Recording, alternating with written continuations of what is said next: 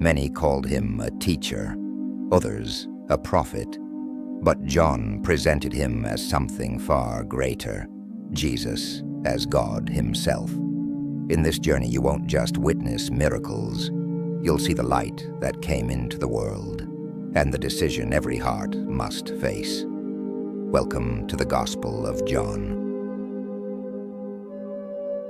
In the beginning was the Word, and the Word was with God, and the Word was God.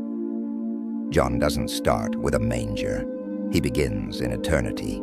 Jesus wasn't created. He is the Creator, and one day that Word became flesh and walked among us.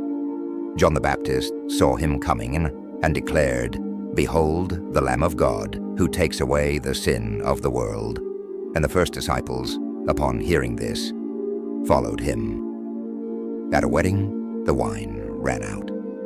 But Jesus didn't just save the celebration. He turned water into wine, his first sign of what was to come. Then he cleansed the temple, not as a rebel, but as someone who had authority over God's house.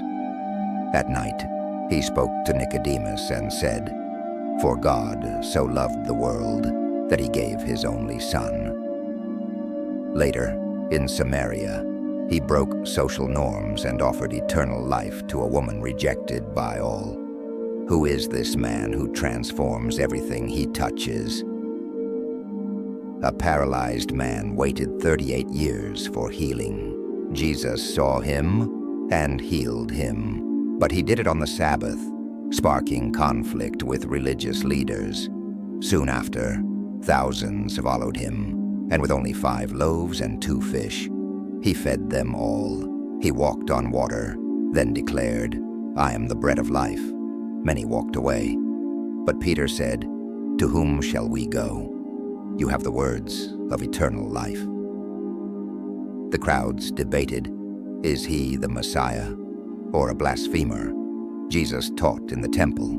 He declared, "I am the light of the world. Whoever follows me will never walk in darkness." A woman caught in adultery was dragged before him. The crowd wanted to stone her. Jesus knelt and wrote on the ground, then said, "Let the one without sin cast the first stone." One by one, they left. She remained, "Neither do I condemn you. Go and sin no more." A man born blind receives sight, but instead of celebration, it brings division. Jesus finds him and reveals, "You have now seen the Son of Man," then declares, "I am the Good Shepherd." The Good Shepherd lays down his life for the sheep. Lazarus dies. Jesus arrives 4 days later. He weeps with his sisters, but then he challenges the grave. "I am the resurrection and the life." Then he shouts, "Lazarus, come out." And death steps back. Jesus enters Jerusalem on a donkey, not as a warrior king, but as a servant.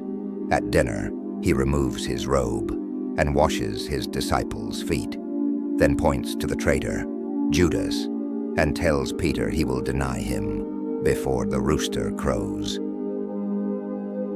Let not your hearts be troubled. Jesus comforts, promises the Holy Spirit, and says, "I am the way, the truth, and the life." Then he prays for his disciples and for us. "Father, may they be one, as you and I are one." Jesus is arrested.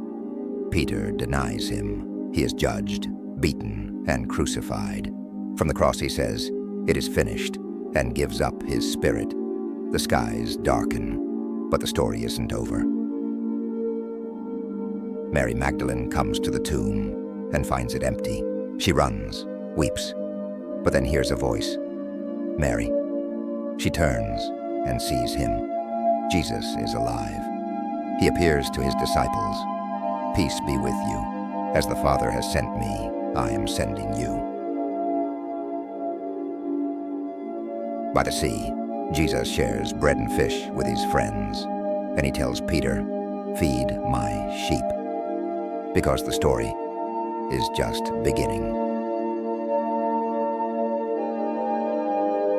John wrote all this So you would believe that Jesus is the Christ, the Son of God, and that by believing, you would have life in his name. So now the question is yours.